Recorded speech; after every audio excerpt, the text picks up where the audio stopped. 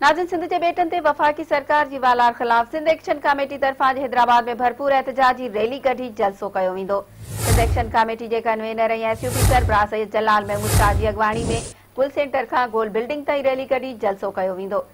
Rally जलसे के STP सरबराह doctor कादिर Maksi, जसकम chairman सन्नान Qureshi, जसम chairman रियाज टांडियो, अवामी तहरीक के सदर डॉक्टर रसूल बख्श खासखेली, अवामी वर्कर्स पार्टी सदर बख्शल थल्लो, जीएसएन कौमी पार्टी सरबराह नवाज खान और अदबी संगत जो जनरल सेक्रेटरी अहमद सोलंगी भी अगवान खिताब कंदा। सिंध एक्शन कमेटी के कन्वीनर सैयद जलाल महमूद शाह चयो आहे त बेटन ते कब्जे की साजिश खिलाफ हैदराबाद में अॼु थींदड़ एहतजाज तारीख़ी हूंदो।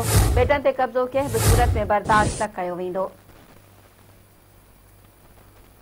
नाज़िन अहम खबर एक दफ़ो ॿीहर अव्हांखे ॿुधाए रहिया आहियूं त सिंध जे बेटन ते वफ़ाकी सरकार जी वालार ख़िलाफ़ सिंध एक्शन कमेटी तरफ़ां अॼु हैदराबाद में भरपूर एहतजाजी रैली कढी जलसो कयो वेंदो।